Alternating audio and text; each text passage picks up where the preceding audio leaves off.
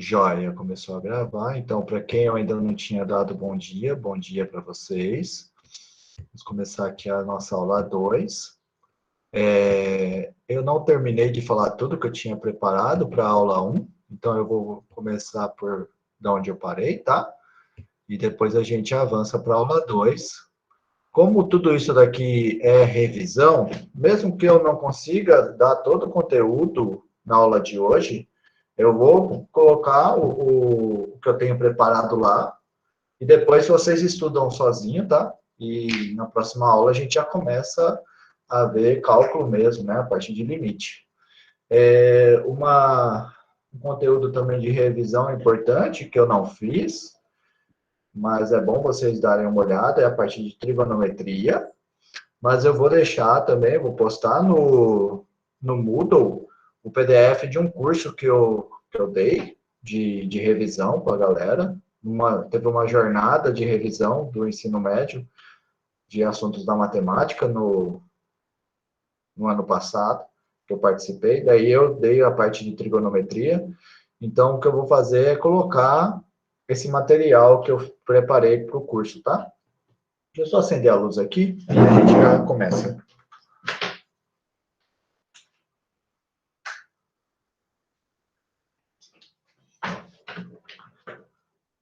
Bom, vamos lá então. A ideia hoje, né, a primeira coisa que eu queria lembrar, né, era da gente conversar sobre as coordenadas retangulares.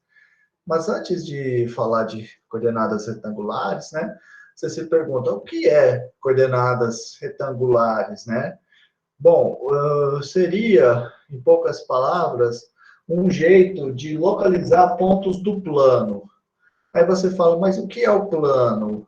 Bom, o plano, a gente vai fazer uma identificação dele com o produto cartesiano de R com R. Mas daí você se pergunta, mas o que é um produto cartesiano? Bom, produto cartesiano é um conjunto formado por pares ordenados, certo? Só para eu confirmar, eu estou compartilhando com vocês a aula 1 mesmo, né? O que vocês estão vendo são coordenadas retangulares, né? Porque eu estou com a aula 1 e a 2 aberta. Sim, sim. Aula 1, tá. Então,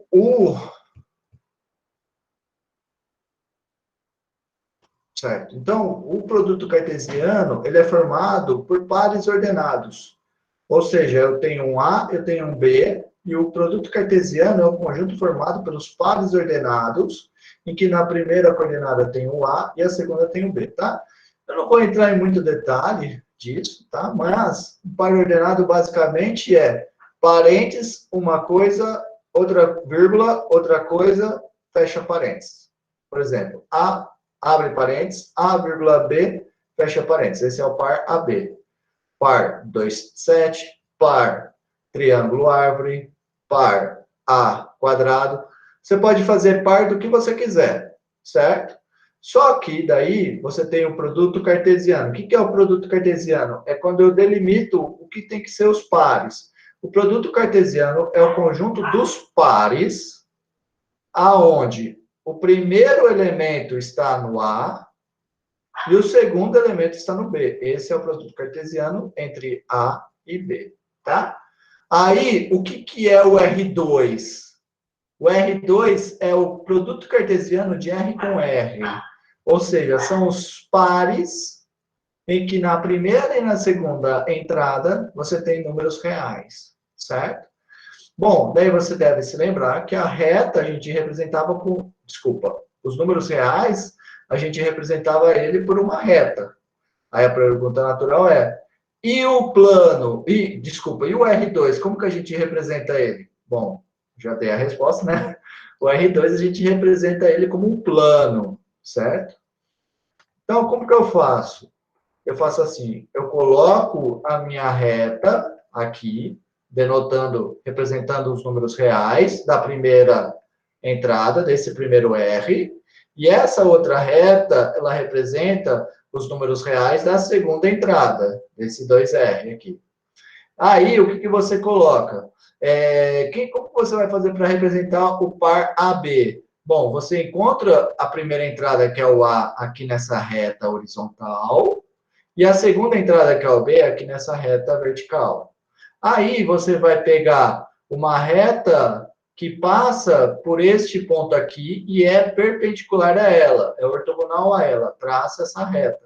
Depois você pega uma reta que passa por esse ponto e é perpendicular a ele, traça ela.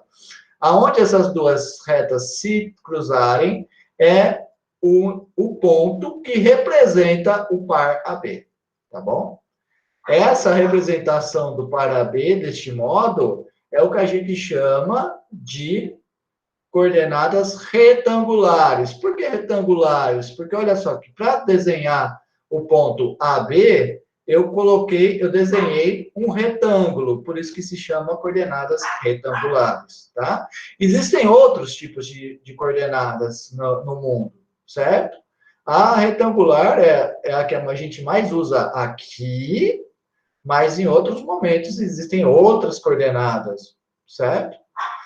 Em algum momento da minha vida, por exemplo, eu estudei um pouco de mecânica celeste, e lá as coordenadas que se estudava para estudar a órbita dos astros eram outras. Eram, por exemplo, a excentricidade, porque todo satélite e tal, corpo movido apenas por interação de dois corpos, ele é uma cônica, né? Então, o que a gente fazia lá era as coordenadas que a gente estudava eram os elementos das cônicas, por exemplo, a excentricidade da cônica, o eixo maior da cônica, certo? Então, o que eu quero apenas dizer com esse comentário é: existem outras coordenadas. Quando vocês estiverem no curso de cálculo 2, vocês vão ver, por exemplo, as coordenadas polares, que são muito importantes, tá?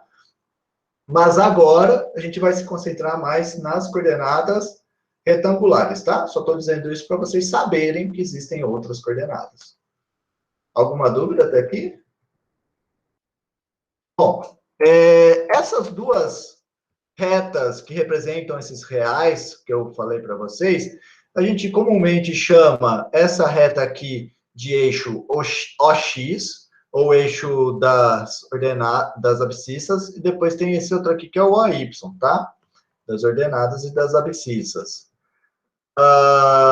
Mas também não precisa lembrar de tudo isso, depois vocês confiram, tá? Nos livros. Se você só falar eixo AX ou eixo AY, para mim não tem problema, tá? Mas é as abscissas e ordenadas. Bom, eu quero agora falar sobre distância entre pontos. Mas para falar de distância entre pontos, a gente precisa, para não ficar uma coisa jogada, tá? Eu poderia só jogar, que a distância entre pontos é isso, só que deve ficar um negócio meio jogado. Mas a ideia por trás da distância entre pontos é o teorema de Pitágoras. O teorema de Pitágoras, ele é aplicado a triângulos retângulos, tá? Então, o que é um triângulo retângulo? Um triângulo retângulo é um triângulo em que um dos ângulos tem um ângulo de comprimento π sobre 2, ou 90 graus, tá? Isso é um triângulo retângulo. E daí, o que é que me diz o teorema de Pitágoras? Eu coloquei aqui a ida e a volta do teorema de Pitágoras, porque ele é uma equivalência. A maioria das vezes, principalmente no ensino médio, o pessoal costuma se focar muito mais em uma direção do teorema de Pitágoras, mas ele tem duas direções. Uma direção, que é a que vocês estão mais acostumados, te diz o seguinte: se eu tenho um triângulo de lados ABC, que ele tem um ângulo de 90 graus, então vale o seguinte: pega o lado que está oposto a esse ângulo de 90 graus, que no caso é o A, certo? E daí você vai ter que esse A ao quadrado, ele é igual a B ao quadrado mais C ao quadrado, certo? Esse lado oposto ao ângulo de 90 graus é o que a gente chama de hipotenusa, e os demais são os catetos, tá? Bom, aí a outra versão, o outro lado do teorema de Pitágoras, que a gente tem também, é o seguinte: se eu pegar um triângulo de lados A, B e C, Se valer a expressão a ao quadrado igual a b ao quadrado mais c ao quadrado, então esse triângulo é um triângulo retângulo. E o lado oposto e o ângulo oposto ao lado medindo A, que é o que está A ao quadrado, ele tem 90 graus, certo? Então, o que o teorema de Pitágoras me diz? Ele me diz que se eu tenho um triângulo retângulo, então vale essa expressão. Mas também, se vale essa expressão, então eu tenho um triângulo retângulo. Lógico que para a aula de hoje a gente vai usar mais o item 1 do que o 2, mas é bom saber que o 2 existe, tá? Eu lembro que em algum momento, não sei se foi no curso do semestre passado ou do retrasado, eu precisei dar a volta do 2, e eu lembro que muitos alunos ficaram impressionados que não sabiam isso. Bom, vamos lá então. Como que eu faço para calcular a diferença, a distância entre dois pontos? Então, eu vou pegar dois pontos no plano cartesiano. O ponto P1, que tem coordenadas x1, y1, e o ponto P2, que tem coordenadas x2, y2.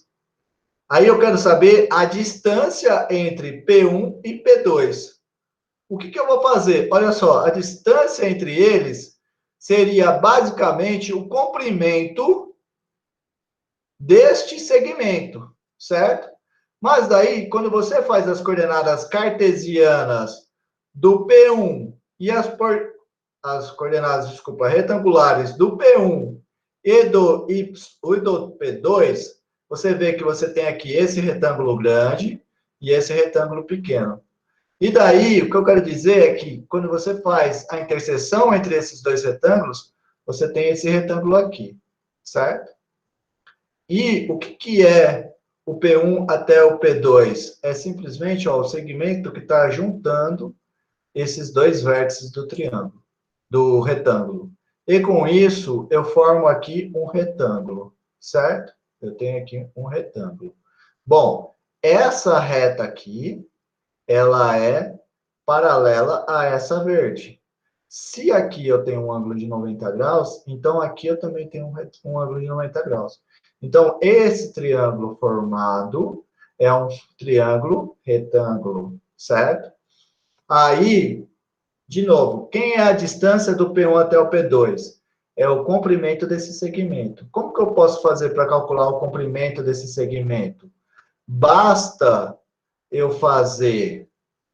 Quem que é o comprimento desse cara? O comprimento desse cara, ele satisfaz aquela equação, né? Ele ao quadrado é igual a esse cara ao quadrado, mais esse cara ao quadrado, tá? Aí, então, eu vou fazer isso, certo? Então, a distância vai ser a raiz quadrada desse comprimento ao quadrado mais esse comprimento ao quadrado. Bom, primeiro, quanto que é esse comprimento? Esse comprimento é o tamanho ou a distância para eu ir do ponto x1 até o ponto x2.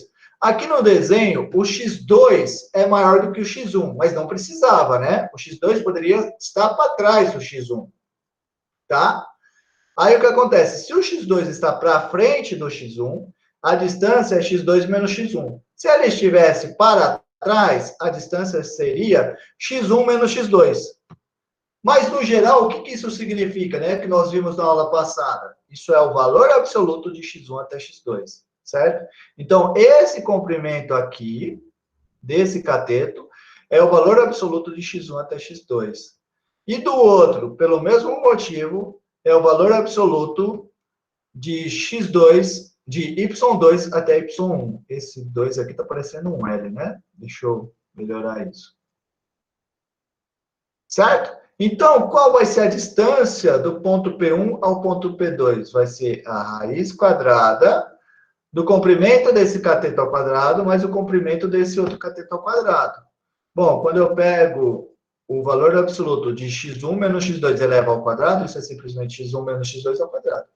O valor absoluto de y2 menos y1 ao quadrado é simplesmente y1 menos y2 ao quadrado, certo? Já que o quadrado é sempre um número positivo, e o módulo, ou o valor absoluto de um número positivo, é ele mesmo. Tá certo? Alguma dúvida até aqui, pessoal? Não? Muito bem, então vamos seguir. Vamos fazer um exemplo. Por exemplo, eu quero saber a distância entre esse ponto A, menos 2, 3, até esse ponto B, que é o 4, menos 2. O que eu faço? Ora, basta eu fazer o raiz quadrado da diferença de primeira coordenada menos primeira coordenada, ou seja, menos 2 menos 4 eleva ao quadrado, mais 3 menos menos 2. Mas como nós vimos na aula passada, menos menos 2 é 2. Então, é 3 mais 2. Então, isso vai ficar menos 2 com menos 4 dá menos 6. Menos 6 ao quadrado dá 36. 3 mais 2 dá 5. 5 ao quadrado dá 25. 36 mais 25 dá 61. Então, essa distância é a raiz quadrada de 61. Tá bom? Alguma dúvida? Eu vou permitir uma pessoa entrar que pediu. Se alguém tiver alguma dúvida, pode falar, tá? De novo, pessoal, não se acanhem. Podem me interromper a qualquer instante, tá? Se o meu áudio estiver falhando, ou se a minha conexão estiver falhando, se a minha imagem estiver ruim, se vocês não estiverem vendo o que eu estou falando, podem me falar, tá? Bom, então eu coloquei agora aqui a definição de círculo, certo?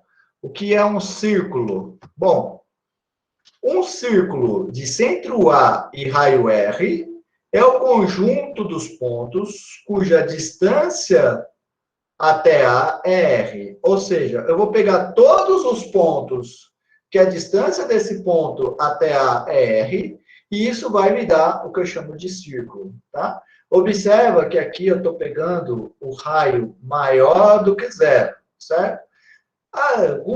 Em algum momento pode ser que a gente use que o círculo... Vai travar aqui o meu choro. Não, não travou. Não. Bom, em algum momento pode ser que a gente use o seguinte. Quem que é o círculo de raio zero? O círculo de raio zero é um ponto. Por quê? Porque a distância... o único ponto que a distância dele até A é zero é o próprio A, tá bom? Todos os outros pontos, a distância de A até ele vai ser maior do que zero, tá? Então, a gente pode pensar também aqui maior ou igual. Só que daí você tem que ter essa ideia que eu estou dizendo. No caso zero, é um ponto. Nos demais casos, vai ser aquela figurinha que vocês estão acostumadas, né? Que é esse carinha aqui, certo? Esse aqui é o círculo de raio R e centro A. Tá bom? Muito bem. Muito bem. Uma coisa que também que é importante dizer. Por causa dessa noção de distância, olha aqui, distância. Distância é uma raiz quadrada, certo? Uma raiz quadrada, ela é sempre maior ou igual a zero, certo? Então, existe distância negativa? Não, não existe distância negativa. O que é a circunferência? A circunferência é o conjunto dos pontos P, cuja distância de A até R é constante, de A até P, é constante igual a R. Então, eu te perguntei se R pode ser negativo? Não, não pode ser negativo. Por que ele não pode ser negativo? Porque senão eu teria distâncias negativas. Existe distância negativa? Não. Então, toda vez que eu estiver falando de circunferência, o raio tem que ser positivo, ou maior ou igual a zero por causa disso. Tá bom? Muito bem. Agora eu quero falar da equação do círculo. Como que a gente chega na equação do círculo? Bom, vamos supor que o nosso centro A é o par AB, certo? Agora eu vou mudar, vou reescrever essa definição aqui do círculo com coordenadas retangulares. Bom, então eu tenho aqui o par AB, que é o meu A, certo? Então, o círculo de centro A e raio R é o conjunto de todos, ó, no lugar de P, eu vou colocar par XY, cuja distância do ponto par XY ao ponto par AB é igual a R. Ou seja, quem é a distância? É a raiz quadrada de primeira entrada menos primeira entrada, x menos a ao quadrado, mais segunda entrada menos segunda entrada, y menos b ao quadrado. E essa raiz quadrada tem que dar igual a R. Tá bom? Bom, outra coisa. Quando eu elevo ao quadrado dos dois lados dessa equação, eu não mudo nada. É um C e somente C, tá? Porque esse cara aqui é positivo e esse cara aqui é positivo, certo? Como os dois lados aqui são positivos, tanto a raiz quadrada é sempre positiva, quanto o R, raio, é sempre positivo, essa equação é exatamente igual a essa equação aqui, tá? São equivalentes, tudo bem? Então, eu acabo descobrindo o quê? O que tem que acontecer para um par XY estar na circunferência? O que tem que acontecer no círculo? O que tem que acontecer é ele tem que satisfazer essa equação. Como a condição para estar no círculo é satisfazer essa equação, a gente acaba chamando essa equação aqui de equação do círculo de centro A e raio R, tá? Porque essa equação é o que define o círculo. Por que é o que define o círculo? Porque para estar no círculo, tem que satisfazer essa equação, tá? Por isso ela é chamada de equação do círculo de centro A, onde A é o par AB e raio R, tá bom? Muito bem, um exemplo aqui. Por exemplo, se eu quero a equação do círculo de centro C, não, desculpa.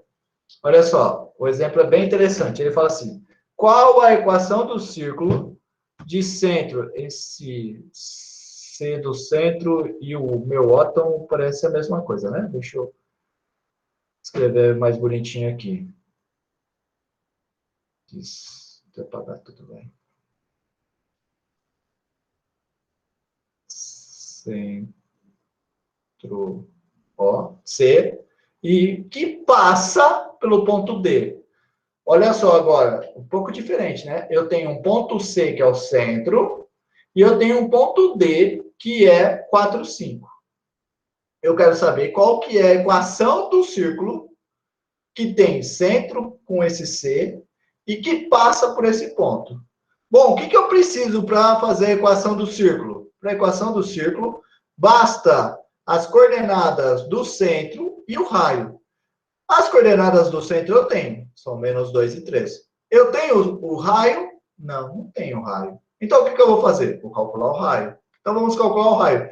Quem que é o raio da circunferência? O raio da circunferência é o número, de modo que todo ponto da circunferência, a distância dele até o centro é esse número. Então, vamos calcular quem que é esse número. Bom, esse número, para calculá-lo, basta... Tá aqui. Ah, tá aqui o meu cursor. Estou procurando o meu cursor, tá aqui. Para encontrar esse número, basta eu fazer a distância, então, do centro, que é o menos 2, 3, até esse ponto que está no círculo. Ora, isso eu tenho que dar o raio, já que o ponto está no círculo. E quem vai ser essa distância? Vai ser menos 2 com menos 4. Eu acho que são os pontos que a gente já calculou, né? Menos 2, 3, 4, menos 2, né? Não são outros pontos, mas tudo bem. Vai ser, então, aqui, ó. Menos 2 com menos 4. Menos 2 com menos 4 dá menos 6. Menos 6 ao quadrado dá 36. Depois, 3 menos 5 dá menos 2. Menos 2 ao quadrado dá 4. Então, eu tenho a raiz quadrada de 36 mais 4, que é igual a raiz quadrada de 40. Então, quem que é o raio da circunferência? É a raiz quadrada de 40. Quem é a equação da circunferência? É x menos a primeira coordenada. Quem é a primeira coordenada do centro? Menos 2. Então, é x menos menos 2, ou seja, x mais 2 ao quadrado. Mais y menos a segunda coordenada do centro, que é o 3. Então, vai ser y menos 3 ao quadrado. Igual ao raio ao quadrado. O raio não é a raiz quadrada de 40, então o raio ao quadrado vai ser raiz quadrada de 40 ao quadrado, que dá 40. Então, essa daqui é a equação do círculo que tem centro menos 2, 3 e que passa pelo ponto 4, 5. Alguma dúvida, pessoal?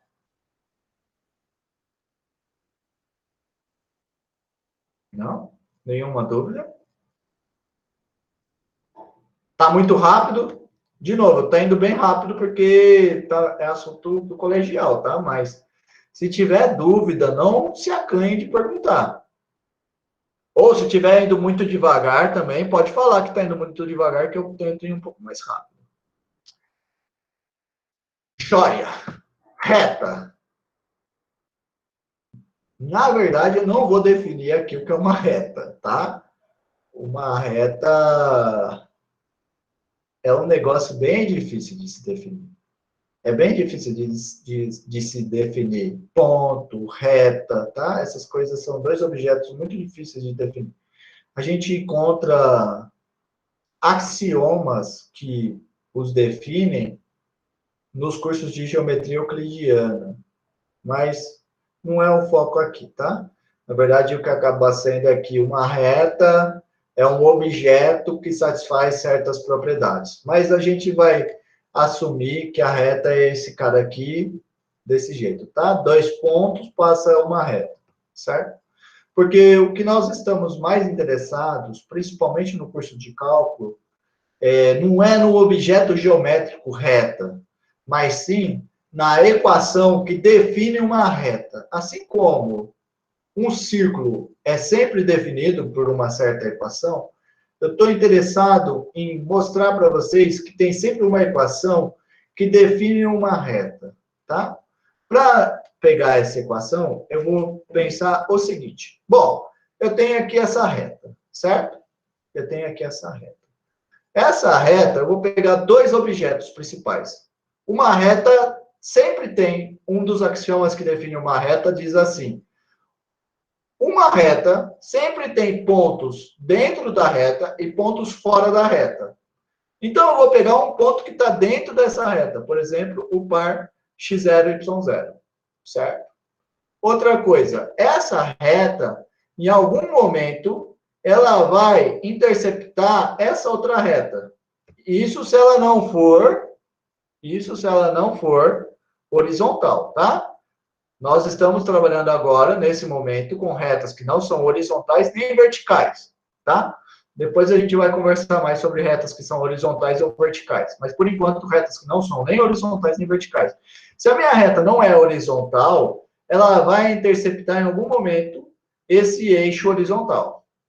Esse ângulo formado com o eixo horizontal, eu vou chamar ele de θ, tá?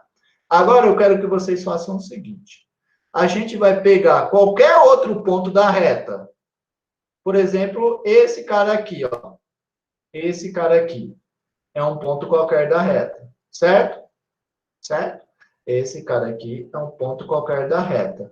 Aí, eu quero que vocês vejam o seguinte. Eu tenho aqui a reta horizontal e essa reta aqui dá coordenada retangular. Observa que essas duas retas, elas são paralelas. Então, se aqui passa um ângulo θ, então aqui também passa um ângulo θ, certo? E aqui eu tenho um retângulo, tá? Isso aqui, talvez vocês vão ter que olhar lá, para quem não viu isso, vai ter que olhar lá na aula de revisão de retângulo, mas acreditem em mim nesses detalhes que eu estou falando.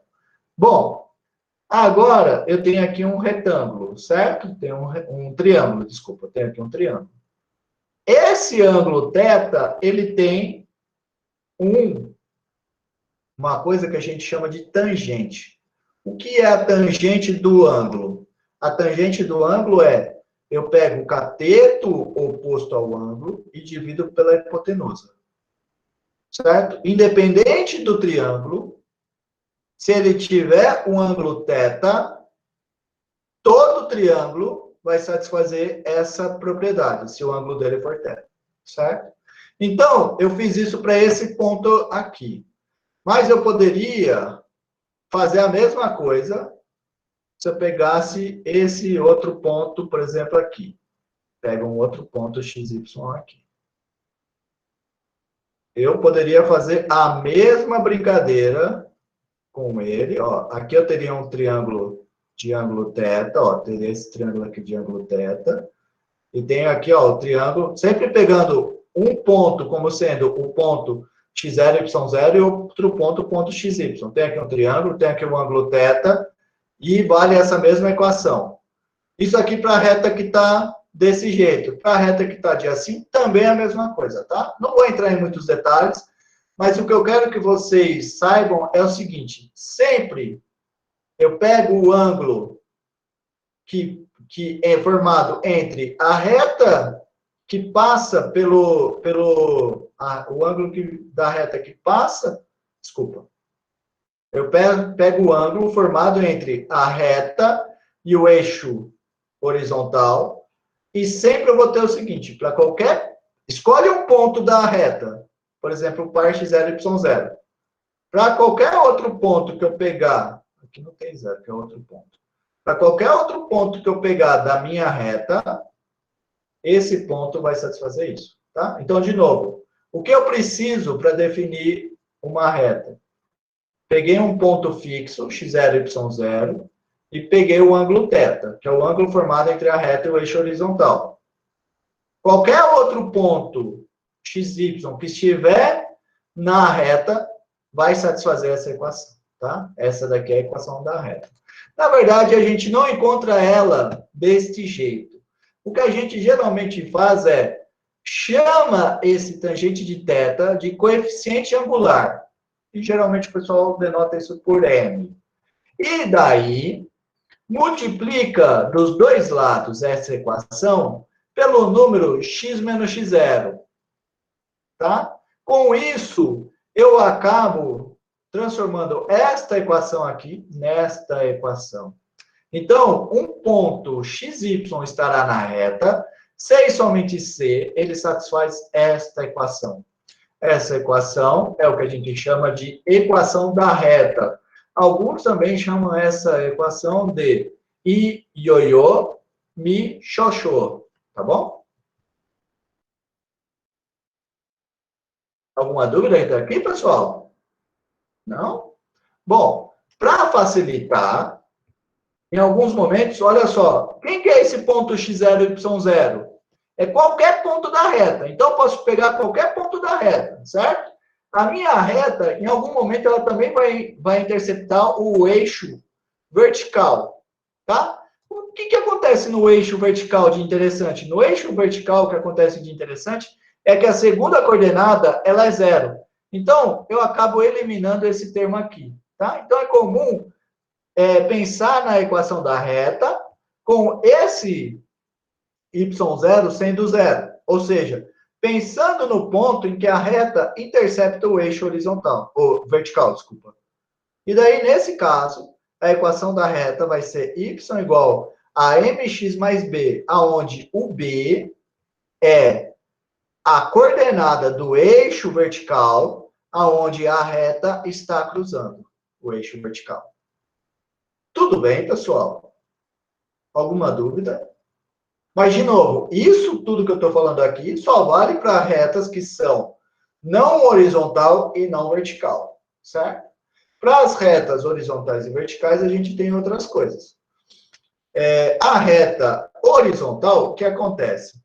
Eu pego aqui, ó, a reta é horizontal. A reta horizontal, ela sempre vai ter que cruzar a reta vertical em algum momento. E observa o seguinte, ela vai ser paralela à reta horizontal do eixo. Então, o que acontece? Qualquer ponto que eu pegar da minha reta, a coordenada dele vai ser o quê? Vai ser primeira entrada x e segunda entrada b. Porque esse cara aqui é o retângulo que pega as coordenadas retangulares dele, tá? Então, por isso, toda reta horizontal, ela existe um B real, de modo que a reta horizontal, ela é y igual a b, tá bom? A vertical seria a mesma coisa, só que trocando y por x, certo? A reta vertical seria uma coisa assim. Opa, não ficou tão vertical isso, né?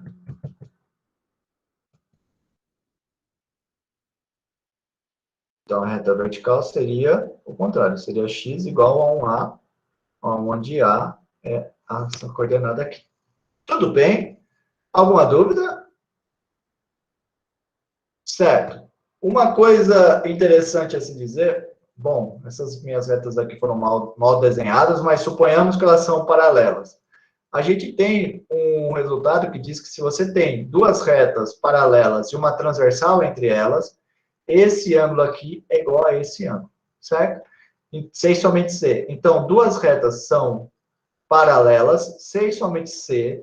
O ângulo formado entre a reta e o eixo horizontal é igual. Mas os ângulos são iguais, C e somente C, a tangente é igual. O que é a tangente desses ângulos? É o coeficiente angular, certo? Então, eu tenho que duas retas são paralelas, C e somente C, elas têm o mesmo coeficiente angular. Joia? Bom, uma outra coisa que a gente tem, só que daí envolve um pouco de relação de ângulos, eu não vou entrar muito em detalhe nisso, mas, bom, é bom vocês saberem que isso existe, né? Duas retas são perpendiculares, C e somente C, a multiplicação dos coeficientes angulares dá menos 1, tá? Você pode fazer a continha, eu deixei aqui um esboço, um desenho para você fazer a continha, mas não precisa, tá? Essa daqui a gente não usa tanto. Bom, para terminar essa parte, vamos fazer aqui dois exemplos. Primeiro, um bem simples. Determine a equação da reta definida por esses dois pontos. Lembra que uma reta é unicamente definida por dois pontos. Ou dois pontos definem uma única reta. Então, eu vou pegar esses dois pontos, menos 1, 4 e 3, 2. O que eu preciso para fazer a equação da reta? Eu preciso do coeficiente angular e de um ponto. Ponto eu tenho dois, posso escolher um dos dois. O que falta? Falta o coeficiente angular. Como que eu faço para calcular o coeficiente angular? Horas. Tem que lembrar. Quem que é o coeficiente angular? Olha só, vamos lembrar lá. Quem é o coeficiente angular? É o tangente. Quem que é esse tangente? É y menos y0, x menos x0. Então, eu vou escolher, por exemplo, eu escolho esse cara aqui como sendo o y, e esse cara, desculpa, o xy, e escolho esse cara aqui como sendo o x0, y0. Quem que vai ser, então, o coeficiente angular? Vai ser y menos y0, ou seja, 4 menos 2, dividido por x menos x0, ou seja, menos 1 menos 3. Então, o coeficiente angular vai ser 4 menos 2, que dá 2, dividido por menos 1 menos 3, que dá menos 4. Então, o coeficiente angular vai ser menos meio. Então, quem que vai ser a reta, a equação da reta? A equação da reta, basta você fazer o seguinte. Escolhe um dos pontos. Por exemplo, escolhe esse primeiro ponto. Então, vai ser y menos a coordenada y0. Nesse caso é 4, então vai ser y menos 4 igual... Eita, o que tem essa sobrinha aqui? Igual a coeficiente angular, que é menos meio, vezes x menos o menos 1. Fica x mais 1, certo? Essa daqui é a equação com esse coeficiente angular e esse ponto. Mas eu poderia fazer com esse coeficiente angular e esse ponto. Então, seria y menos 2 igual a menos meio vezes x menos 3. Tá bom?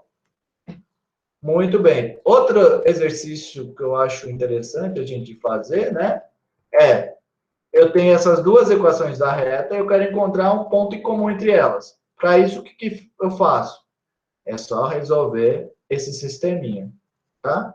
Então, por quê? O que tem que acontecer no ponto em comum? O ponto em comum, ele tem que satisfazer esta equação e também tem que satisfazer esta equação. Então, eu coloco aqui no sistema, na primeira equação, a equação que define a reta 1, e na segunda equação, a equação que define a reta 2, certo? E daí eu resolvo esse sistema. Nesse caso aqui, o que eu fiz foi multiplicar a de cima por 3, a de baixo por 4, e subtrair. Aí eu caio nessa equação. Aí eu observo que a segunda equação, ela me diz que o y é menos 1. Aí eu pego esse y menos 1, substituo na primeira equação, passo esse cara aqui por outro lado, e daí eu resolvo e pronto. Certo? E acabou resolvendo. Na verdade, eu acho que está errado isso, né? Espera aí. Acho que está errado. Eu fiz errado isso. Porque tinha que ser... Bom, depois vocês confiram, tá? Eu não quero perder muito tempo nisso, mas eu acho que está errado. Porque se o y é...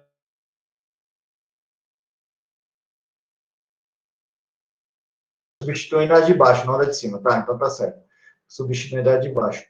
3x, menos 1 com menos 2 dá 2, passei o 2 para o outro lado, tá certo. Isso, substituindo a de baixo, tá? Dessa daqui, não da de cima, que não falei. Tudo bem.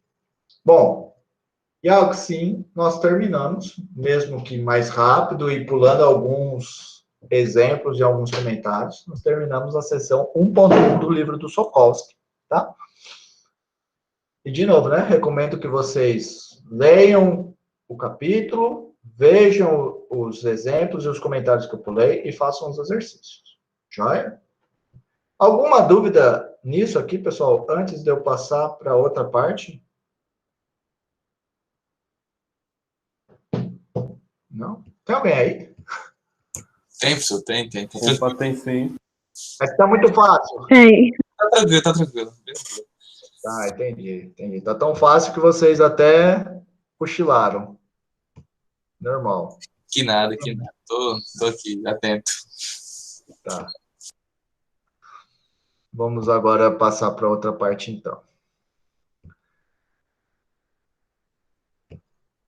Bom, agora eu quero falar de outro assunto muito importante. Muito importante. São as funções.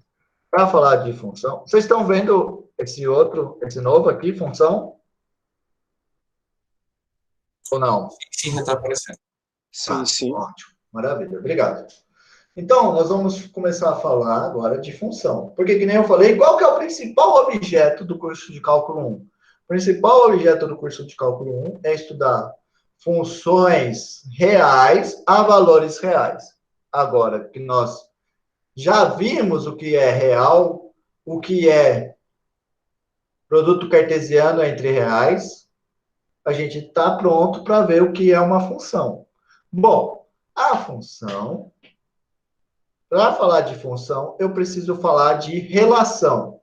Para falar de relação, eu vou voltar a falar um pouquinho mais sobre produto cartesiano, porque relação simplesmente é um subconjunto do produto cartesiano, tá? Então, aqui eu só repeti o que tinha na outra aula, par ordenado, produto cartesiano. E agora, então, vamos só brincar mais com isso. Por exemplo, produto cartesiano de A com B é o conjunto dos pares, AB, certo? Então, vamos supor que o meu A, ele é árvore e triângulo. E o meu B, ele é 7, 9, 10. Quem é o produto cartesiano entre A e B? Bom, o produto cartesiano é os pares, todos os pares possíveis, em que o primeiro termo é um elemento de A e o segundo termo é um elemento de B. Então, vai ter árvore com 7, árvore com 9, árvore com 10. Também temos triângulo com 7, triângulo com 9, triângulo com 10, certo? todas as possíveis combinações de primeira entrada, elemento de A, segunda entrada, elemento de B, estão aqui. E esse é o que a gente chama de produto cartesiano, tá? Só toma cuidado quando você estiver trabalhando com produto cartesiano, que a ordem importa, tá bom? Porque, por exemplo, a árvore 7 está no produto cartesiano AB, mas 7, árvore, não está no cartesiano AB, tá bom? Certo? Ah, só para dizer, né? Vocês devem saber, mas o símbolo pertencer é esse daqui e o símbolo não pertencer é esse aqui. Muito bem. Voltando.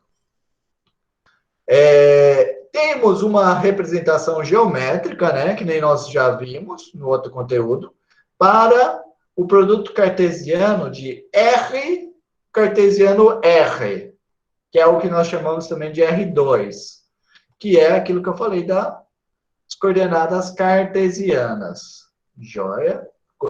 Retangulares, coordenadas retangulares, tá bom? Muito bem. Agora, que nem eu falei, né? Eu quero definir função. Para definir função, eu preciso antes definir relação. O que é uma relação entre A e B? Bom, para isso, é importante sempre o conjunto A e o conjunto B, não pode ser o conjunto vazio, tá? Pega o conjunto A e o conjunto B, não vazio. Uma relação entre A e B é simplesmente um subconjunto do produto cartesiano de A com B, certo? Isso é uma relação. Então, por exemplo, vamos voltar lá no nosso exemplo que eu construí lá, que o A era árvore triângulo e o B era 7, 9, 10. O que é uma relação? Por exemplo, qualquer subconjunto do A cartesiano B. Por exemplo, eu peguei aqui o subconjunto que só tem o elemento árvore 7. Ou eu peguei aqui o subconjunto que tem árvore 7, árvore 9 e triângulo 10. Certo? Qualquer outro subconjunto, esse conjunto aqui, é uma relação entre A cartesiano B. Tá claro? Muito bem. Existe uma representação por diagrama. Também esse diagrama, em algum lugar, se chama de diagrama de Venn. Como que é essa representação? É assim. Eu pego e coloco os elementos de um conjunto dentro de um balãozinho e do outro dentro de um outro balãozinho. E daí eu pego uma seta que começa, por exemplo, o par árvore 7. Eu pego uma seta que começa no primeiro elemento e termina no segundo elemento, tá? Essa noção de par significar uma seta é muito importante, essa noção, tá? Não sei, eu acho que vocês já estão fazendo também geometria analítica, ou já fizeram, né? Ainda não. Não? Ah, tá. Isso daí tem um elemento que chama segmento orientado, e o segmento orientado, ele é basicamente isso, é um par que pega um ponto, outro ponto, e ele quer dizer que o primeiro elemento é onde é o ponto inicial e o segundo é o final. É a mesma noção aqui, ó. O ponto inicial é a árvore, o ponto final da seta é o 7. Então, vai da árvore até no 7. Nessa outra relação, ó, vai da árvore no 7, da árvore no 9. Esse outro aqui vai do triângulo no 10. Tá bom? Bom, essas são as representações no diagrama de Venn da relação R1 e R2. Tá bom? Bom, algumas nomenclaturas. Quando eu pego uma relação de A com B, eu chamo de domínio da relação todos os possíveis pontos de primeira coordenada do domínio. Por exemplo, na verdade, para ser mais específico, o domínio de uma relação é o conjunto de todos os pontos A do conjunto A, de modo que existe um B no conjunto B, tal que o AB pertence à relação R. E faltou eu fechar aqui, né? Pronto, está fechado. Quem é a imagem? A imagem é o contrário. É a mesma coisa, só que o contrário. São todos os elementos no conjunto de chegada. Ó, o domínio são todos os possíveis elementos no conjunto de saída. A imagem é todos os pontos possíveis no conjunto de chegada.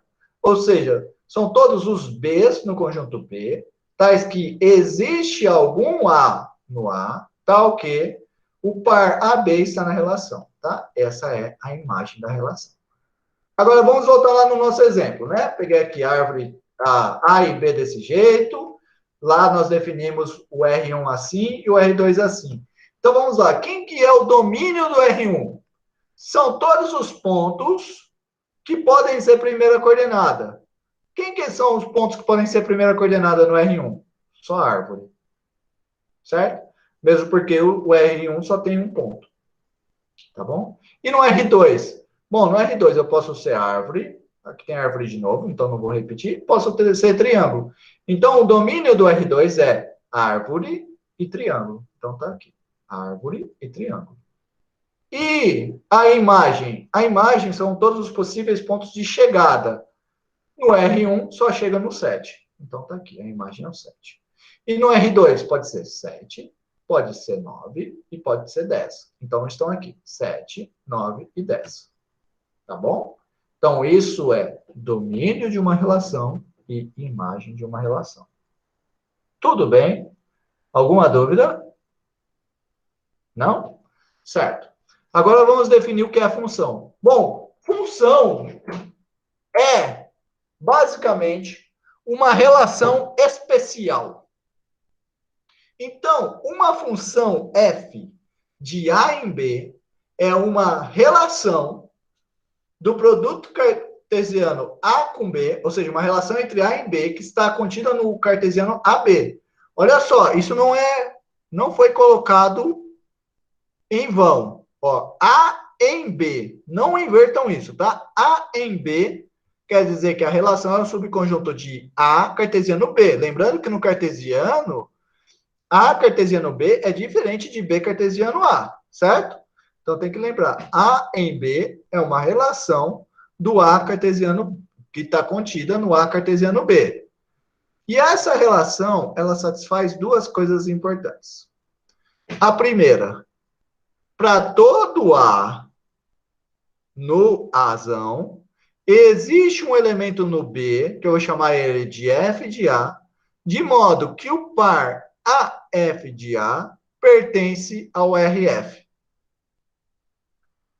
O que quer dizer isso? Olha só, para todo elemento de A, eu tenho um elemento do B que está na relação. Qual que é a definição de domínio da relação? A definição de domínio da relação são os elementos do A que tem alguém em B que o par AB está na relação. Mas olha só, esse item está te dizendo que todo elemento do A, então, vai estar no domínio da relação. Tá bom? Então, essa item 1, a gente pode representar ele simplesmente como sendo A igual ao domínio da relação. Certo? Bom, e daí, outra coisa importante se eu pegar um par AB e um par AC que está na relação, então o B tem que ser igual ao C. O que isso está me dizendo? Isso está me dizendo que o A está relacionado com B. A está relacionado com C. Então, o B é igual a C. Isso quer dizer que o A... Lembra daquela noção do diagrama, né? A relação AB significa que sai de A e vai no B, e AC significa que sai do A e vai no C. Mas isso aqui está te dizendo que o B é igual ao C, ou seja, o A é levado para um único BC, certo? O A é levado para um único elemento, certo? É isso que quer dizer. O A está sendo elevado para um único elemento. Então, desse jeito, eu posso juntar o 1 e o 2 e escrever o seguinte. Para todo elemento do A, existe um elemento por causa do item 1. Esse ponto de exclamação significa que o elemento é único, certo? Então, existe um único elemento f de A pertencente em B, tal que o AF de A pertence à relação. Tá bom? Bom, como eu já mencionei, né? A gente costuma falar, se um par AB está na relação, a gente costuma colocar A seta B, certo? Isso para denotar que o par AB está na relação. Então, um outro jeito de eu denotar a função, pensando nisso, é a função f é A seta B. Por que A seta B? Lembrando, a relação, ela pega um elemento de A e manda num elemento de B. Então, eu vou representar isso por A seta B. E ela pega o meu A e ela leva, olha só, nesse juntando 1 e 2, ela leva num único f de A. Ou seja, ela pega o A e ela manda no f de A. Certo? Isso daqui, então, é simplesmente uma notação para dizer que a função f é a função tal que, para todo elemento do A, ele está sendo levado no f de A, que é o único. Tá bom? Alguma dúvida aqui, pessoal? Não? Tudo bem. Bom, uma coisa importante a se dizer é o seguinte. Sempre quando eu representar desse jeito, f de A em B, o domínio da minha função tem que ser o A. Por que tem que ser o A? Lembrando, porque na função, para todo elemento do A, existe um correspondente em B. Certo? Então, todo mundo que está em A, então o domínio é igual ao A. Foi até o que a gente já destacou antes. Bom, um elemento importante que a gente chama é esse conjunto aqui de chegada, de possível chegada, o conjunto de possível chegada, a gente chama ele de contradomínio, tá? Então, o B é chamado contradomínio. E a imagem da função é igual à imagem da relação. A imagem da função é o conjunto dos B's que estão... Ah, aqui eu escrevi errado. É o conjunto dos B's que estão em B, tal que existe algum A no A, de modo que o f de A é igual a B. Tá bom? Essa é a imagem da função. A imagem da função, a gente costuma denotar ela por IF ou por f de A. Eu gosto muito dessa notação porque dá bem para mim a noção de que a imagem é simplesmente o conjunto em que, ó, o B é igual ao f de A, né? Então, uma outra maneira de representar isso era f de A, tal que A pertence à razão. Então, eu gosto dessa notação aqui, porque fica bem claro que a imagem é simplesmente aplica o F nos elementos do A. Tá bom? Muito bem. Agora, fica uma dúvida, né? Vamos voltar lá nos nossos exemplos. Nos exemplos que nós construímos. Algum deles é função? E a resposta é não. Nenhum deles é função. Por quê? Para ser função de A em B, tá? Para ser função de A em B, eu tenho que ter todo elemento do A. Existe um único elemento no B em que o par está na relação. O A, ele tem árvore e triângulo. No R1, a árvore está relacionada com 7. E o triângulo está relacionado com alguém? Não. Como o triângulo não está relacionado com ninguém na relação R1, eu tenho que a relação R1 não é função. Certo? Agora, de novo. Então, quer dizer que fura ou não satisfaz o primeiro item para ser função. E o R2 não satisfaz o segundo item. Por quê? Porque tem que existir um elemento, um correspondente no B, e esse correspondente tem que ser único. A árvore tem um correspondente no R2. A árvore tem um correspondente no B. Tem o 7, tem o 9. O triângulo tem um correspondente no B, que é o 10. Mas, de novo, o item 2 diz para mim que, olha só, vamos lembrar no item 2. Se a B e a C estão no R, então B tem que ser igual a C. Eu tenho aqui, ó, árvore 7 e árvore 9 no R2. Para o R2 ser função, eu deveria ter que o 7 é igual ao 9. Mas o 7 não é igual ao 9.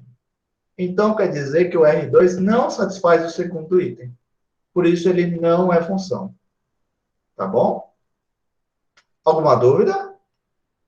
Não? Muito bem, então vamos seguir. Como eu já disse, né? Quem é o maior objeto de estudo no curso de cálculo 1? O maior objeto de estudo é as funções cujo domínio está contido no R e o contradomínio é R, certo? Bom, essas funções a gente chama o conjunto RF. Lembra o conjunto RF? Quem é? O conjunto RF é o conjunto dos pares A, F de A, tal que A está no A. Esse conjunto aqui, a gente chama ele de gráfico de F, certo? Esse é o gráfico da função F. Então, o gráfico é simplesmente a relação da função, tá? Muito bem. Certo. Muito bem. É comum também a gente representar o gráfico de uma função naquele plano coordenado que a gente fez, com as coordenadas retangulares. Vamos pensar aqui nesse exemplo. Ó. Eu tenho A como sendo 0, 1, 2, e RF como sendo 0, 3, 1, 7 e 2, 0. Observa que esse RF aqui, ele é uma função. Por que ele é uma função? Para todo elemento do A, tem um correspondente no R, tá? É uma função de A em R. Para todo elemento do A, eu tenho um correspondente em R, porque o 0 está relacionado com 3, o 1 está relacionado com 7, o 2 está com 0.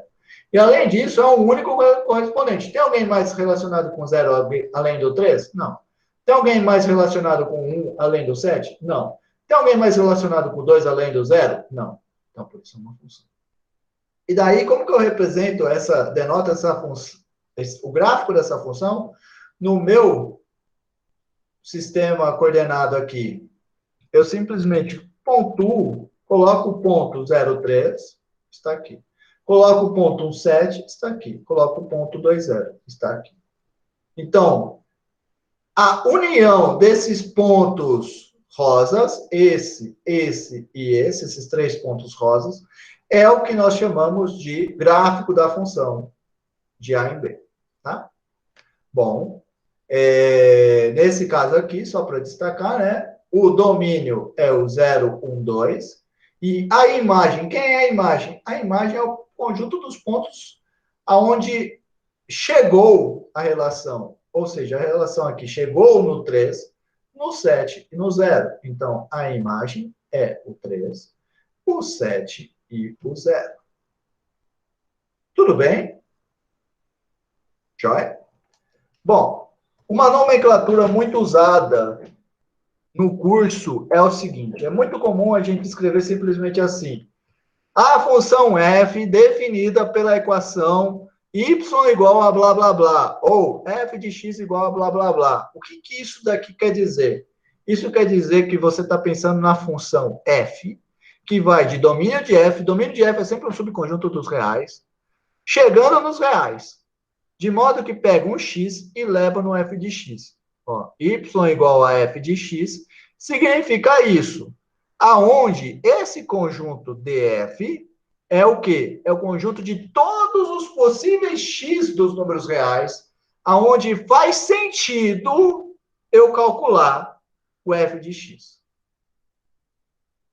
Vamos deixar um pouco mais claro essa frase faz sentido no exemplo.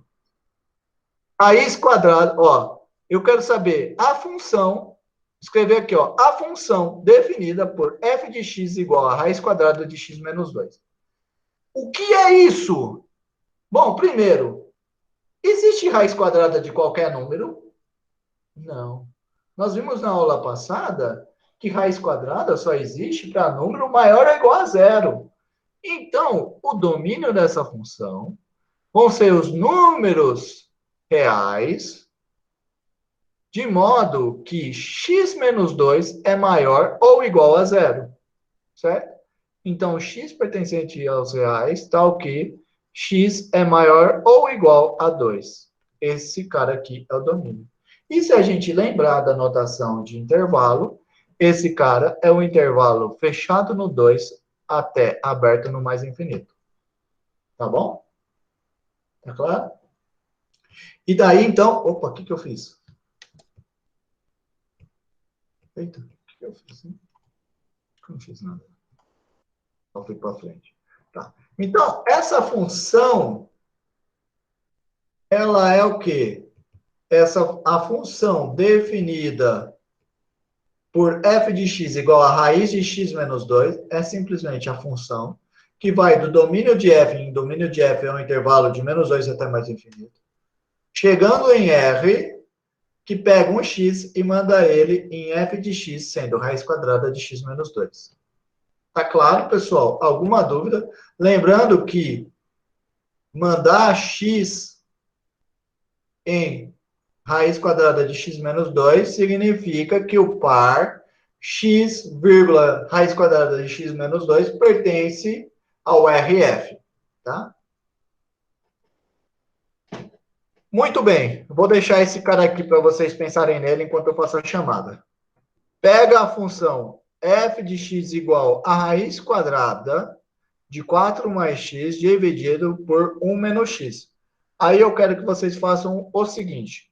Eu quero que primeiro vocês calculem quem é o domínio dessa função e quem é o f do 5, o f do menos 2 e o f do menos a, onde a é qualquer número real.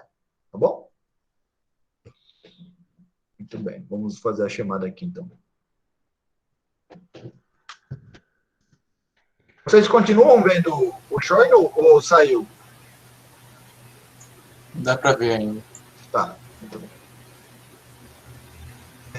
Então vamos lá a chamada. O Alex Rodrigues está aí? Aqui, Joia. Ana Beatriz. Faltou. A Ana Carolina. Faltou. A Ana Carta. Deixa eu só ver. Será que alguém pediu para entrar e eu não permiti? Não, né?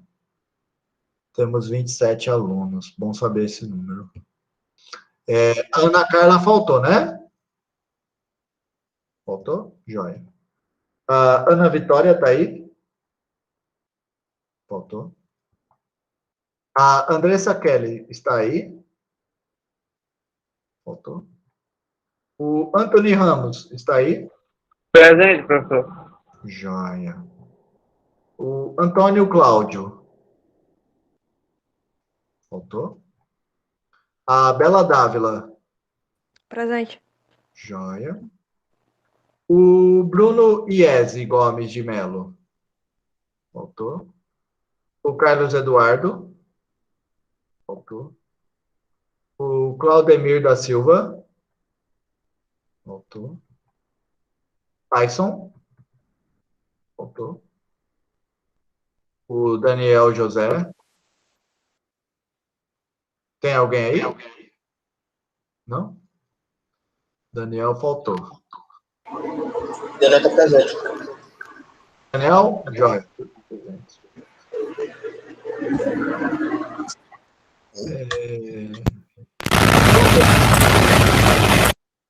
Por favor, feche o áudio. Deu um ruído feio. Pronto.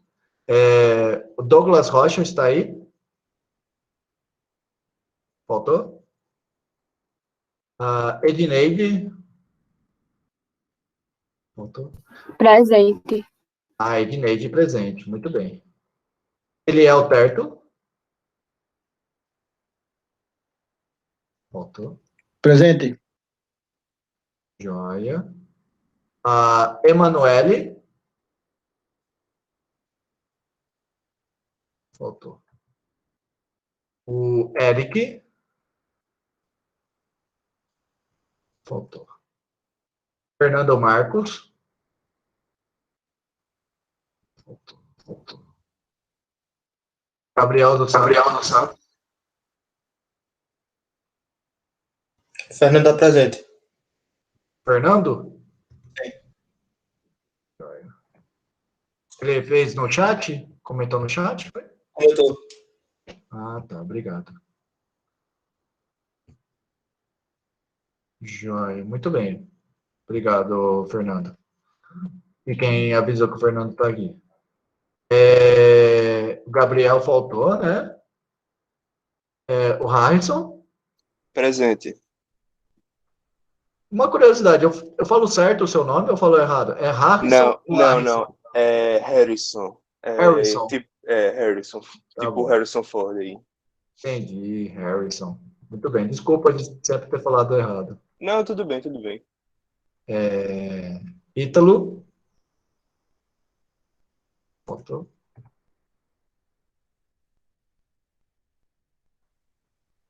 João Christian. Faltou. Presente. Joia. O Ítalo faltou, né? Certo, o Ítalo faltou. João Cristiano está aí. João Gabriel.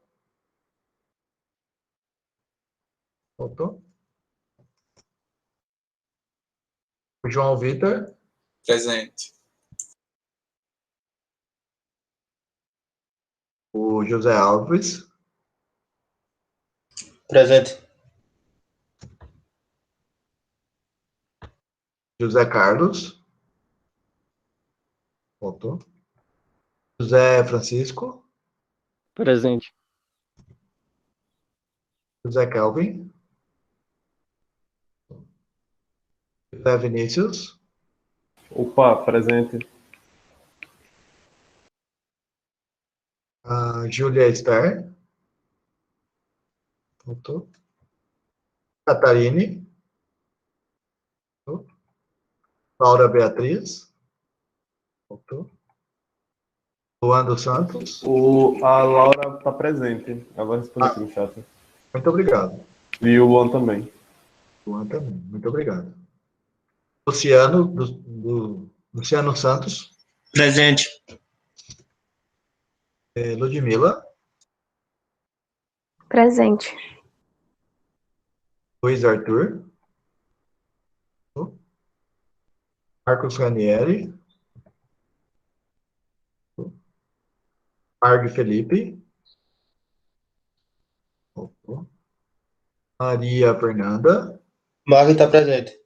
Marg, ok. Maria Fernanda. Faltou. Maria Caroline. Faltou? Presente. Muito bem. Michelon. Micael. Faltou. Nathalie. Faltou. Micael presente e Nathalie também. Muito bem. Obrigado. Ramses. Presente. Joia. Alice Cavalcante. Presente, professor. Joia. E a Yasmin. Faltou? Muito bem. Tem alguém que eu não chamei?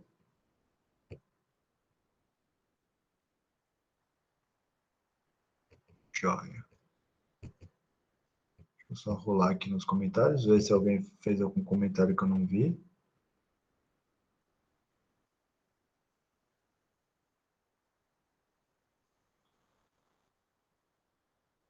Alguém perguntou, é bem antigo, né? Qual a minha área de pesquisa? Eu estudo EDP. Equações diferenciais parciais. Professor, qual livro o senhor acha melhor para agora? Eu acho que no momento é melhor vocês lerem o livro do Sokolsky.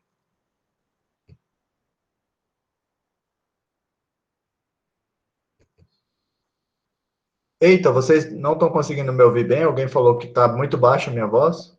Talvez eu tenha que me aproximar mais do meu microfone.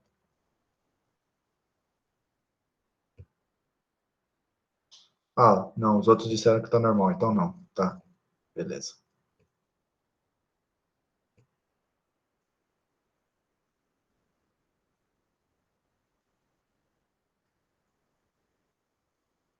Muito bem.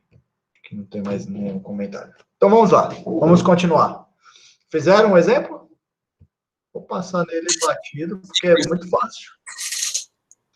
Então, basicamente, o que você tem que fazer é, para ter o domínio, eu tenho que ter o...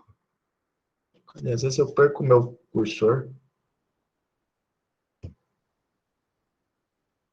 Basicamente, o que você tem que ter é, para ter o domínio, o 4 mais x maior ou igual a zero e o x menos 1 diferente de zero. E daí você faz a interseção desses dois conjuntos, tá? E para calcular o f do 5, o f do menos 2, o f do a, é simplesmente no lugar do 4 eu coloco 5, isso me dá, desculpa, no lugar do x eu coloco 5, isso me dá o f do 5. No lugar do x eu coloco menos 2, isso me dá o f do menos 2. No lugar do x eu coloco menos a, isso me dá o f do menos a, tá bom? Lembrando que para o f do menos a estar bem definido, não é para qualquer A, certo? Porque o menos A tem que estar dentro desse domínio. Só tem que tomar esse cuidado. Bom, muito bem. Esse exemplo aqui, eu coloquei mais para chamar a atenção do seguinte. A função, ela está aqui sendo colocada de uma maneira bem teórica, né? Parece que não tem nada a ver com a realidade. Mas existem, como a gente vai ver depois, mais para frente, vários momentos em que a gente pega um problema da vida real e traduz isso para uma função, certo? Por exemplo, sei lá, área. Eu pego todos os círculos que existem no mundo, com qualquer tipo de raio, certo? E daí, eu posso pensar na função que pega quais são todos os raios possíveis para um círculo. Ora, um círculo só tem sentido se o raio for maior ou igual a zero. Então, o domínio da função área, que eu vou estar tratando o raio do círculo, tem que ser de zero até mais infinito. E eu levo isso, então, na área do círculo de raio R. Na área do círculo de raio R, que é, como vocês sabem, πr ao quadrado. E daí, em algum momento, eu posso querer estudar o comportamento dessa função, certo? Se eu quiser estudar o comportamento do raio, tá? Ou seja, eu quero estudar a área de vários círculos, e daí eu quero saber como que é que ela se comporta conforme eu vou crescendo ou diminuindo os raios que eu estou trabalhando, certo? Bom, por exemplo, um exemplo que eu posso pensar também vamos supor que eu tenho um caso em que eu quero construir um tanque. E esse tanque sempre tem que ser construído do seguinte modo. Você vai pegar uma esfera, vai cortar ela no meio, certo? Depois você vai pegar um cilindro. Esse cilindro sempre tem que ter 3 metros de altura. Independente do raio da base, o cilindro sempre tem que ter 3 metros de altura. E daí você tampa o cilindro em cima e embaixo com essas duas calotas da esfera que você pegou, certo? Aí você quer trabalhar, por exemplo, no volume desses cilindros, em todas as configurações possíveis desse cilindro. Porque veja que esse raio da esfera, ele pode estar variando. Poderia ter vários tipos de raio da esfera. Aí quem vai ser o volume do cilindro? Bom, o volume do cilindro vai ser o volume dessa calota. Desculpa, o volume do tanque vai ser o volume dessa calota, mais o volume do cilindro, mais o volume dessa calota. Mas quando eu junto as duas calotas, eu tenho o volume da esfera. Então, quem que é o volume da esfera? 4/3 de πr ao cubo. Quem é o volume do cilindro? Bom, a base do cilindro tem que ter raio R, porque a esfera tem aqui no seu equador raio R, certo? Então, o volume desse cilindro vai ser área da base. Quem é a base? Π, a área da base é πr ao quadrado, porque a base é essa circunferência de raio R, vezes a altura, que é 3, certo? A altura do meu cilindro, da parte cilíndrica, é sempre 3. Certo. E daí eu escrevo desta maneira. Tá bom? Muito bem. Então, o volume dele vai ser o quê? Vai ser, eu somo essas duas coisas, certo? Então, vai ser esse volume da esfera, o volume do tanque vai ser soma o volume da esfera e soma o volume do cilindro, certo? Esse é o volume do tanque. E daí, de novo, o meu tanque, ele poderia ter qualquer R possível.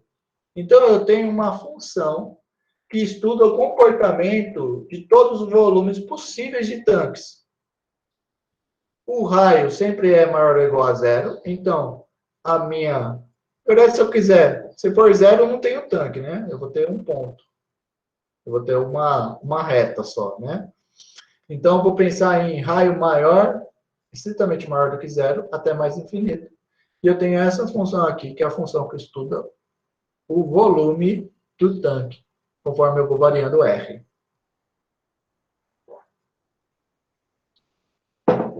Bom,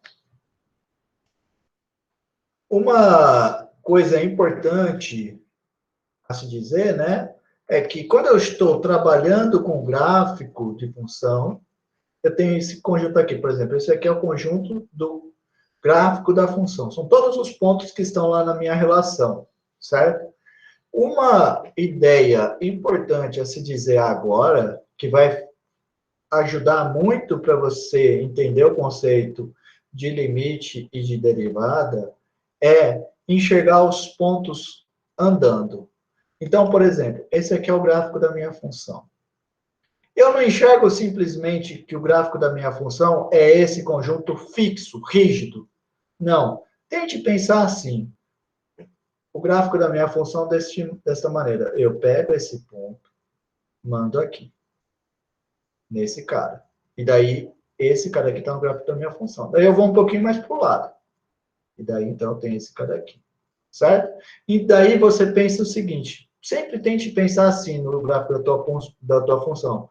Eu pego pontos aqui no eixo horizontal, vou caminhando com eles, e conforme eu vou caminhando com eles, eu caminho nessa curva e também caminho aqui nesse eixo vertical. Tá bom? É sempre bom pensar dessa maneira. Às vezes aparecem esses riscos, não sei porquê, daí eu coloco mais para cima ou mais para baixo e ele some. Vamos ver onde que ele vai sumir. Bem que eu não peguei todo. Vamos ver se agora ele some. Aí, sumiu. Bom, uma coisa interessante a se dizer, né? Existem algumas maneiras geométricas, entre aspas, para eu trabalhar ou para eu enxergar o gráfico de uma função. Por exemplo, bom, o método da reta vertical, o que ele me diz? Ele me diz que se eu tiver uma função, quando eu pegar retas verticais, que tem um ponto dessa reta vertical passando no domínio da minha função, essa reta vertical vai cruzar a função em um único ponto. Se a reta vertical cruzar em 2 pontos, então não pode ser função. Por quê? Por exemplo, esse cara aqui. Suponhamos que esse aqui é o A. Se ele cruza nesse ponto, quer dizer que o A está relacionado com esse cara aqui, digamos B1. E também que o A está relacionado com esse outro cara aqui, digamos o B2. E por que isso não pode acontecer? Porque o A está relacionado com um único ponto. Não pode estar relacionado com 2 pontos. Então, sempre quando eu tiver uma curva, que se eu fizer uma reta vertical, essa curva cruzar em 2 pontos, então a curva não é gráfico de função. certo? Outra coisa que o teste me diz, por exemplo, se eu pego essa reta aqui, ó. Essa reta, ela não cruzou nenhum ponto. O que isso quer dizer? Isso quer dizer que esse ponto aqui, ele está fora do domínio, tá bom? Então, dessa maneira, eu posso identificar o domínio da função. E também posso identificar se uma curva é gráfico de função ou não. Tudo bem? Vamos lá, por exemplo, né? Uma curva que a gente gosta muito de brincar, o círculo. O círculo, ele é gráfico de alguma função? E a resposta é não. Por que não? Pega aqui, ó, uma reta vertical. Essa aqui, ó. Essa reta vertical está cruzando em 2 pontos. Então, isso quer dizer que não pode ser gráfico de função. Certo? Bom, uma coisa importante também a se dizer tem alguns elementos importantes de função. São as funções injetoras e sobrejetoras. O que é uma função injetora? Uma função injetora é uma função que satisfaz a seguinte propriedade. Se f de A é igual ao f do B, então o A é igual a B. Certo? F de A igual a F de B igual, então A é igual a B. Veja essa reta aqui. Ela pode ser injetora? Não, não pode. Por que não pode? Porque esse cara aqui, ele é o F do A. E sendo esse cara aqui o B, esse cara também é o F do B. Olha só. O F do A é igual ao F do B. Mas o A é igual ao B? Não, eles são diferentes. Então, por isso, essa função não é injetora. Agora, olha só essa daqui. Essa daqui é injetora. Existe também um método que a gente chama de método das retas horizontais para identificar se uma curva, se um gráfico de uma função, ele é injetora ou não, se a função é injetora ou não. Se eu pegar uma reta vertical e essa reta vertical passar em mais do que um ponto do gráfico, então isso quer dizer que o gráfico é de uma função não injetora. Se todas as retas horizontais passarem apenas por um ponto ou não passarem por nenhum ponto, isso quer dizer que o gráfico da função é injetor, certo? A função é injetora, tá bom? Bom, existe também outra classe de função, que são as funções sobrejetoras. O que é uma função sobrejetoras? Uma função sobrejetoras, ó, em B, é quando a imagem ela é igual ao contradomínio, tá bom? Bom, no nosso caso aqui de funções de A em R, né? A gente está basicamente trabalhando com funções de A em R. Se eu estiver trabalhando de A em R, eu vou ter, por exemplo, que essa função que eu desenhei aqui no primeiro exemplo, ela não é sobrejetora. Por quê? Porque esse ponto aqui real, esse número real aqui, digamos B, ele não está relacionado com ninguém, tá bom? Mas essa daqui, ela é real, ela é sobrejetora. Porque para qualquer número que eu pegar, eu tenho um correspondente no gráfico. Qualquer número aqui na reta vertical, que é do contradomínio, eu tenho real, que é os números reais, eu tenho um correspondente aqui. Tá bom? Muito bem. E daí você tem outro critério das retas horizontais para ver se o gráfico de uma função, a função é sobrejetora ou não. Pega retas verticais, horizontais. Pega retas horizontais. Se existir alguma reta horizontal que não cruza o gráfico da minha função, isso quer dizer que a função não é sobrejetora. Tá bom? Muito bem. Bom, coloquei aqui também algumas simetrias de funções, mas eu vou passar isso aqui um pouco rápido, porque tem coisa mais importante que eu quero falar. As principais simetrias são par e ímpar. Para ser par, a função tem que satisfazer f de x igual a f de menos x. Para ser ímpar, tem que satisfazer f de menos x igual a menos f de x. A par quer dizer simplesmente, seria a interpretação geométrica é que o eixo vertical é um espelho, certo? A outra quer dizer que você pegou o eixo vertical. A ímpar quer dizer que você pegou o eixo vertical, fez um espelho aqui nele, então refletiu essa curva para cá. E depois você pegou uma reflexão também do eixo horizontal, certo? Então, na função ímpar, você fez a reflexão primeiro do eixo vertical e depois do horizontal, tá bom? A interpretação geométrica. Aí eu coloquei aqui uns exemplos de função par, né? Mais comum são a x ao quadrado, ela é par, está aqui a demonstração. A x ao cubo, ela é ímpar, está aqui a demonstração. Uhum. Bom, tem várias outras que eu coloquei aqui, né, também. Uma coisa importante. A raiz de x, ela não é simétrica. Por quê? Para ser simétrica, antes de tudo, o domínio tem que satisfazer essa propriedade aqui. Se eu pegar um elemento do domínio, eu tenho que ter x, por exemplo, eu tenho que ter que o menos x também está no domínio. Por quê? Porque, olha só, eu sempre estou trabalhando com x no domínio e eu estou aplicando f no menos x. Ora, então o menos x também tem que estar no domínio para todo x no domínio, tá? E por isso, a função raiz de x não é simétrica. Por que ela não é simétrica? Porque o domínio dela é o zero até mais infinito. Então, vamos pensar, por exemplo, o 1 está no domínio. E o menos 1 está no domínio? Não está. Então, não tem como eu verificar se o f do menos 1 é igual ao f do 1. Ou se o f do menos 1 é igual ao menos f do 1. Porque o f do menos 1 não faz sentido. Tá bom? Porque o menos 1 não está no domínio. Joia. Bom, outro tipo de função, né, que é ímpar, desculpa, é a 1 sobre x. Essa, cara, aqui é importante porque nos exemplos todos os demais, o domínio era sempre real. E aqui eu estou destacando, né, o domínio é quem? É os números estritamente negativos e estritamente positivos, certo? De menos infinito até zero, de zero até mais infinito.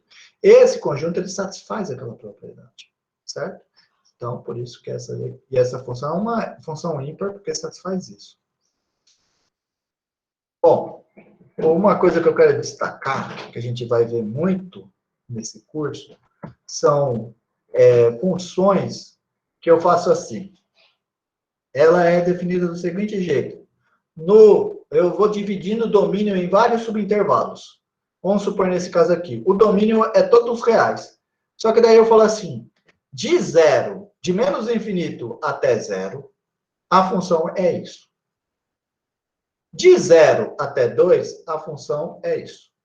De 2 para frente, a função é isso. Tá? E daí você vai lá e tem que brincar no gráfico da função, pedaço a pedaço. Menor do que 0 é essa reta. Entre 0 e 2 é a parábola. De maior do que 2 é a função constante igual a 1. Tá? Você vai brincando com isso. Entre essas funções desse jeito, tem uma função muito importante, que é a função chamada maior inteiro. Ou, que você vai ver, ela é muito legal porque o gráfico dela tem um formato de escada. Certo? Infelizmente, talvez vocês não vão ver isso, né, na vida, mas essas funções que têm esse formato de escada, elas são muito importantes na matemática. São o que a gente chama de funções simples. Tá? Mas tudo bem. Quem que é a função maior inteiro? Eu faço assim. Primeiro, eu preciso definir o que é o maior inteiro. O maior inteiro eu vou definir do seguinte jeito. Pega um número real. O maior inteiro, eu vou denotar ele por 2 desse símbolo para trás e 2 para frente, dando um n inteiro. Aonde esse inteiro tem que satisfazer o quê? Esse inteiro tem que ser menor ou igual ao x. E se eu pegar qualquer outro inteiro que é menor do que x, eu vou ter que esse outro inteiro também é menor ou igual do que esse n. Ou seja, o n é o maior inteiro que é menor do que x, certo? Dentre todos os números que são menores do que x, eu peguei o maior deles, certo? Então, é o maior inteiro menor do que x. Por exemplo, quem é o maior inteiro que é menor do que 0,5? É o zero. Quem é o menor inteiro, desculpa, quem é o maior inteiro que é menor do que π? É o 3. Quem é o maior inteiro que é menor do que menos 7? Bom, menos 7 é um número inteiro, né? E o n, ele é menor ou igual a x. Então, é o menos 7 mesmo. Agora aqui é interessante, olha só. O maior inteiro do 0,5 é o 0. E do menos 0,5? É o menos 1. Por quê? Vamos desenhar aqui, ó. Vamos dizer que eu estou aqui com 0. Eu tenho aqui o menos 1. E aqui eu tenho o menos 0,5. Quem é o maior inteiro que é menor do que o menos 0,5? É o menos 1. O 0, ele é maior do que o menos 0,5. Não é menor, tá? Então tem que tomar cuidado com essas coisas. Por exemplo, quem que é o maior inteiro de menos 1,1? É o Renan, menos 2, tá? Porque o menos 2, se eu for caminhando, eu sempre penso assim no menor inteiro de um número x. Eu vou caminhando para a esquerda. O primeiro inteiro que eu encontrar é ali que eu fico, certo? Então, eu estou aqui no menos 1,1, vou caminhando para a esquerda, qual que é o primeiro inteiro que eu encontro? Menos 2. Eu estou aqui no 1,1, vou caminhando para a esquerda, quem que é o primeiro inteiro que eu encontro? É o menos 1. Desculpa, 1. E daí o gráfico dessa função vai ter o formato dessa escada aqui, ó. Tá? Interessante, né? Bom, eu queria terminar essa aula falando desse conceito aqui, que eu acho que é fundamental para a gente entender as coisas que acontecem. Vamos supor que eu conheço o gráfico de uma função f. O gráfico da minha função f é esse aqui, ó. Quem vai ser o gráfico da função gc de x, em que gc é f de x mais c? Isso daqui é simplesmente, olha só, eu peguei um número, vamos dizer aqui, ó, peguei um número x, eu mandei nesse cara aqui, certo? Esse cara aqui é o meu f de x. Vamos supor o caso que o c é maior do que zero. O que tem que acontecer para eu ir no gc de x? Basta eu subir c, certo? Então, todos os pontos do meu gráfico, eu vou subir c. Ou seja, o gráfico de GC, quando c é maior do que zero, o que eu fiz foi apenas trasladar para cima c. Certo?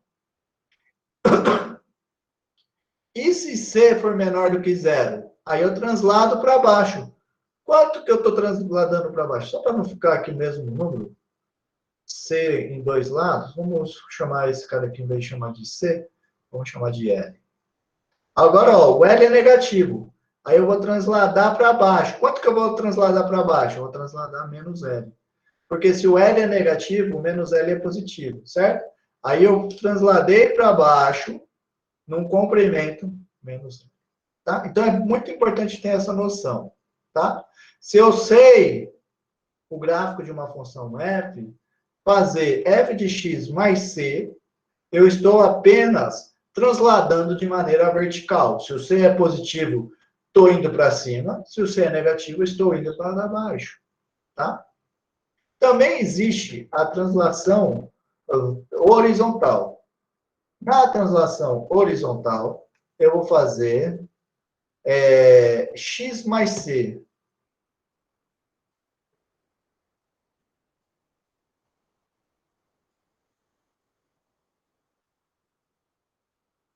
Então, o que acontece? Por exemplo, eu sei o gráfico dessa função aqui, tá?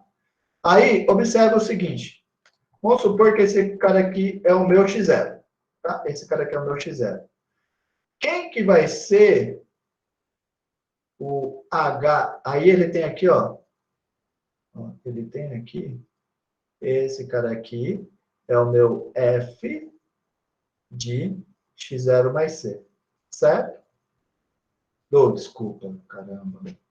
Esse cara aqui é o meu F de x0. Quero ir rápido, eu acabo escrevendo besteira.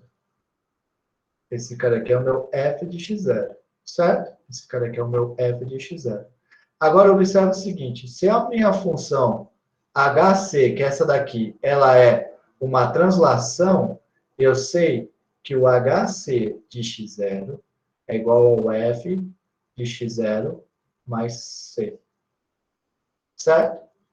Mas eu também sei, agora, eu também sei o seguinte, o HC de x0 menos C, substitui aqui nessa expressão acima, ele vai ser o F de x0 menos C mais C. Ou seja, ele vai ser igual ao F de x0. Então, o F de x0 menos C é igualzinho ao F do x0. Então, ele vem para cá. Certo? Eu faço isso para todos os pontos. Então, quer dizer que se o meu C... Então, aqui, ó, o que aconteceu? Foi simplesmente que eu transladei aqui num comprimento C para trás. Certo? Então, se eu pego uma função HC e faço f de x mais c, se o c é positivo, o que eu estou fazendo é apenas transladando para a esquerda um comprimento C. Tá? Agora, se eu pego o HL com L negativo, o que eu estou fazendo é transladando para a direita com um comprimento menos L. Tá bom? Tá claro, pessoal? Então, por exemplo, se eu pego aqui a minha parábola, esse cara aqui, translado 1. Esse daqui é, por exemplo, o gráfico de f de x igual a x ao quadrado. F de x igual a x ao quadrado mais 1 é esse cara aqui. Esse de baixo poderia ser, por exemplo, x ao quadrado menos 1.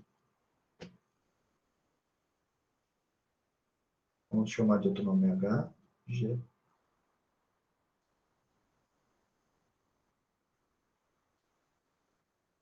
Tá bom? Agora, esse caso aqui, por exemplo, eu tenho a parábola. Esse cara aqui poderia ser, eu estou indo para a direita. Então, poderia ser, por exemplo, o g de x igual a x menos 1 ao quadrado, porque eu fui para a direita. E esse cara aqui poderia ser, por exemplo, aqui teria esse cara aqui seria, por exemplo, o h de x igual a x mais 1 ao quadrado. Tá bom? Muito bem. Só para terminar. Bom, tenho operações de funções, né? Operação de mais, de vezes, de divisão. E elas estão definidas aqui. Quero que vocês tenham uma olhada nisso. Definir aqui o que é uma função polinomial. Uma função polinomial é simplesmente uma função que tem essa expressão aqui, né? Aí olhem também o que é o grau de um polinômio. O grau do polinômio é simplesmente a potência do maior x elevado a n, né? Do x elevado a n que aparece no polinômio, você pega o maior de todos os n, em que o número que está sendo multiplicado aqui é diferente de zero. Por que eu coloquei ele diferente de zero? Porque você poderia...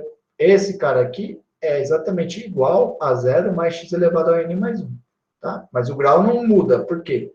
Porque para ter o grau, eu tenho que ter o AN diferente de zero. Nesse caso, o AN mais 1 seria igual a zero. Tá?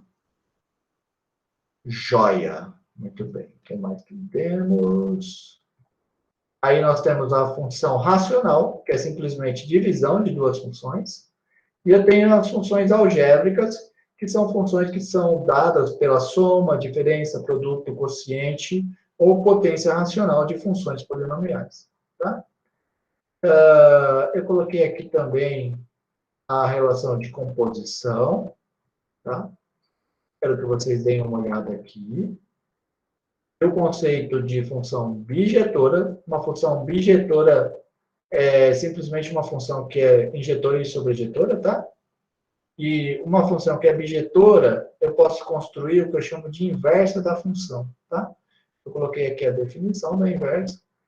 Essas coisas de inversa, na hora que precisar, eu vou voltar e posso falar mais, ainda mais que hoje eu falei bem corrido, tá? Mas eu quero que vocês deem uma olhada nisso daqui, nessas coisas.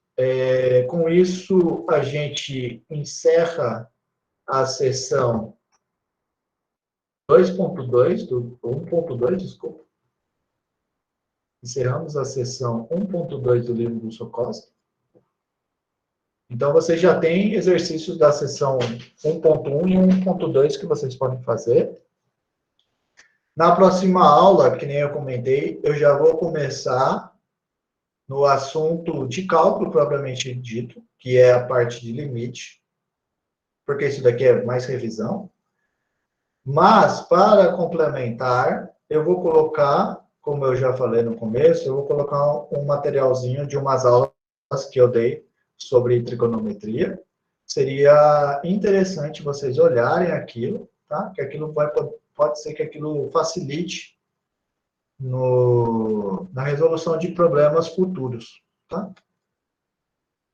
Bom, então é isso que eu pensei para a aula de hoje. Alguém tem alguma dúvida, algum comentário? Alguma crítica? Algum choro? Algum desabafo? Professor, a Diga. conexão da minha internet aqui caiu. O senhor poderia anotar meu número na chamada aí? Sim, como que é o seu nome? José Kelvin, da Silva Clemente. José Kelvin? Isso. Tá bom, José. Tá presente. Obrigado, viu, professor? Por nada. Bom, se ninguém tem mais nenhum comentário, então vou encerrar a aula, tá? Desejo para vocês um bom final de dia. Quer dizer, tem todo dia aí, né? Um bom dia, bons estudos, bom final de semana, né? Porque eu não vou mais ver vocês no final de semana. E a gente se encontra, então, na próxima terça-feira, tá? Tchau, tchau, pessoal. Bons estudos.